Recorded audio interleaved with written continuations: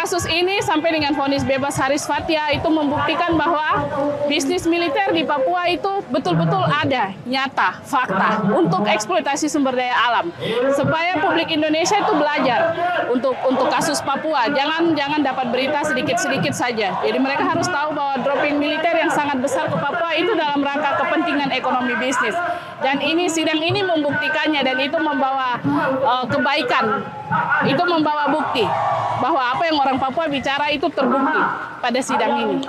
Begitu, Kak. Jadi proses persidangan ini sebenarnya menjadi pelajaran yang sangat penting bagi kita orang di Papua. Karena yang kita saksikan tiap hari di kampung-kampung adalah ada militer yang datang, kemudian ada kontak senjata antara militer dengan orang atau organisasi yang juga pegang senjata TPNPB, kemudian ada orang-orang yang harus keluar dari kampungnya, tapi ada proses tambang yang berjalan tanpa orang Papua pemilik tempat itu betul-betul sadar apa yang sedang terjadi di wilayahnya, bahwa ada dropping pasukan yang sangat besar itu sebenarnya untuk mengamankan areal pertambangan. Itu kita sama sekali tidak mengerti, kita tidak tahu, kita hanya tahu bahwa oh ini karena dinilai tidak aman makanya pemerintah Indonesia kirim militer banyak-banyak ke sini.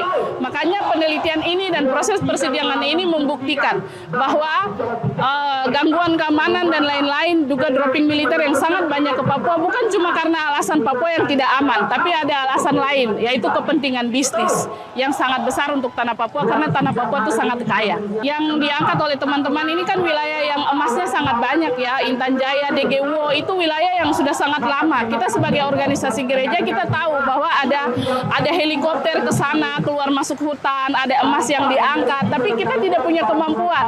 Bagaimana cara melawan ini, melawan sistem yang mencuri emas, legal maupun tidak legal, itu kita tidak punya kemampuan sampai ke situ, di Sungai DGWO dan sekitarnya. Dengan sidang ini orang jadi tahu bahwa oh ternyata ini sudah bertahun-tahun orang mengeruk kekayaan alam, mengambil keluar emasnya seperti itu, dan ternyata ada banyak sekali perusahaan, termasuk ada militer di balik perusahaan-perusahaan itu. Yeremia, almarhum Yeremia, ya saya yakin dia lagi bersyukur di sana karena hari ini terbukti bahwa yang dia bilang bahwa ini militer di sini untuk kepentingan apa, kita tidak punya ini untuk kepentingan mengamankan, itu terbukti dalam proses hari ini.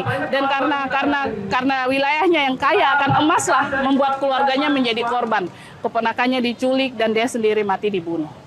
Ya, saya pikir yang paling masalah adalah orang-orang serakah di Republik ini, Kaleksi, orang-orang yang sangat serakah, dan celakanya orang-orang serakah itu adalah mereka yang punya kekuasaan, mereka yang punya jabatan, mereka yang punya kuasa, dan itu semakin memperparah kita, apalagi masyarakat adat yang hanya bisa bilang ini tanah saya.